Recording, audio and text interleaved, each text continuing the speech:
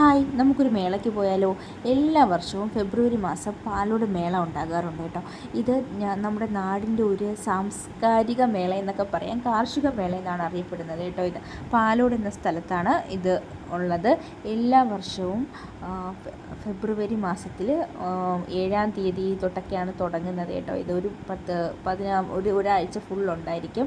അപ്പോൾ ഇപ്പോൾ 11 വർഷങ്ങളായിട്ട് ഞാൻ പോവാറില്ല, കാരണം ഞങ്ങൾ ഈ സമയത്ത് ഒരിക്കലും നാട്ടിലുണ്ടാവാറില്ല.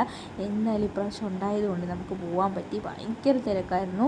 ഭയങ്കര തിരക്കെന്ന് പറഞ്ഞാൽ നമുക്ക് അങ്ങോട്ട് ആളുകളെ കാരണം അങ്ങോട്ടും ഇങ്ങോട്ടും പോകാനോ സാധനങ്ങൾ വാങ്ങിക്കാനോ ഒന്നും പറ്റാത്തൊരവസ്ഥയായിരുന്നു ആദ്യത്തെ ദിവസം നമ്മൾ പോയപ്പോൾ. ഇത് കണ്ടോ, നമ്മളെ മുട്ടായി ഉണ്ടാക്കുന്നതാണ് സംഭവമാണ് കേട്ടോ അത്. അതായത് അങ്ങനെ പിന്നെ നമ്മൾ പണ്ടൊക്കെ നമ്മൾ കഴിച്ചുകൊണ്ടിരുന്ന മിഠായികൾ അങ്ങനെയൊക്കെയുള്ള കുറേ സംഭവങ്ങളൊക്കെ ഉണ്ടായിരുന്നു. അതുപോലെ പിന്നെ കുലുക്കി സർബത്ത് ഉണ്ടായിരുന്നു. ഞങ്ങളൊരു കുലുക്കി സർബത്തൊക്കെ വാങ്ങിച്ച് കുടിച്ചായിരുന്നു കേട്ടോ. അപ്പം കുലുക്കി സർബത്തിൽ ആ ചേട്ടൻ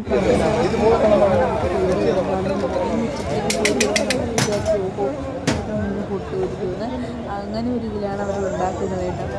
അങ്ങനെ പിന്നെ കുറച്ച് നേരമൊക്കെ അവിടെ നിന്ന് കറങ്ങിയ ശേഷം നമ്മൾ വീട്ടിലോട്ട് പോയി. കാരണം ഭയങ്കര തിരക്കായിരുന്നു. അവിടെ അങ്ങോട്ടും ഇങ്ങോട്ടും നിൽക്കാനോ ഭയങ്കര പൊടിയൊക്കെ ആയിരുന്നു. അതുകൊണ്ട് തന്നെ അന്നത്തെ ദിവസം വേറെ ഒന്നും തന്നെ നമ്മൾ പാർക്കിൽ കളിക്കാനൊന്നും പറ്റില്ല, കാരണം അത്രയ്ക്ക് ക്യൂവായിരുന്നു.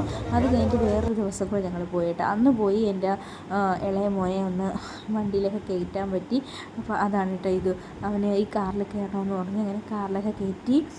അങ്ങനെ പിന്നെ അവിടെ തന്നെ മത്സ്യകന്യക, അതുപോലെ തന്നെ പ്രേതക്കോട്ട അങ്ങനെയൊക്കെ സംഭവങ്ങളുണ്ട്. ഇവിടെ ഞാൻ കയറിയില്ല, കാരണം നമ്മൾ അവർ പോകുമ്പോഴത്തേക്ക് ഭയങ്കര വിളിയായിരുന്നു. ഇത് മത്സ്യകന്യകയാണ്.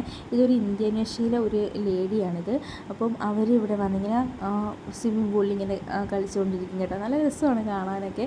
ഇതായിരുന്നു ഇപ്രാവശ്യത്തെ സ്പെഷ്യൽ ഐറ്റം എന്ന് പറഞ്ഞാൽ മത്സ്യകന്യകയായിരുന്നു. ഭയങ്കര ക്യൂ ആണ്. ഒരാൾക്ക് കാണാൻ കയറുന്നതിന് 80 രൂപയാണ് കേട്ടോ. 1 മിനിറ്റ് നന്നായിട്ട് ഇതിനകത്തിങ്ങനെ നീന്തി അവർ ഡാൻസൊക്കെ കളിച്ച് ഒക്കെ നിൽക്കും കേട്ടോ. അത് കഴിഞ്ഞിട്ട് അതിൻ്റെ അപ്പുറത്ത് തന്നെ കുറച്ച് ഭൂതങ്ങളെയും ഒക്കെ ഉണ്ടാക്കി വെച്ചിരുന്നു. അങ്ങനെ കുറച്ച് ഭൂതത്തിൻ്റെ ഫോട്ടോസും ഒക്കെ ഉണ്ടായിരുന്നു. ഡ്രാക്കുളയും ഡാഗിനി അമ്മൂമ്മയൊക്കെ ഉണ്ടായിരുന്നു. അത് കഴിഞ്ഞിട്ട് പിന്നെ ഞങ്ങൾ ഒന്നുകൂടി ഇറങ്ങി അവനെ റൈഡിലൊക്കെ കയറ്റിയിട്ടിങ്ങനെ വന്നു കേട്ടോ.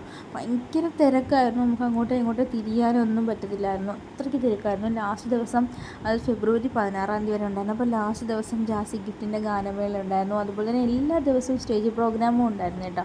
നല്ലൊരു മേളയായിരുന്നു. കുറേ വർഷങ്ങൾക്ക് ശേഷം പോകാൻ പറ്റി. ഞങ്ങളെ കുട്ടിക്കാലത്തൊക്കെ ഞങ്ങളിങ്ങനെ ഇതിന് വേണ്ടിയിട്ട് വെയിറ്റ് ചെയ്യുമായിരുന്നു ഒരു ദിവസം പോകാനൊക്കെ ആയിട്ട്.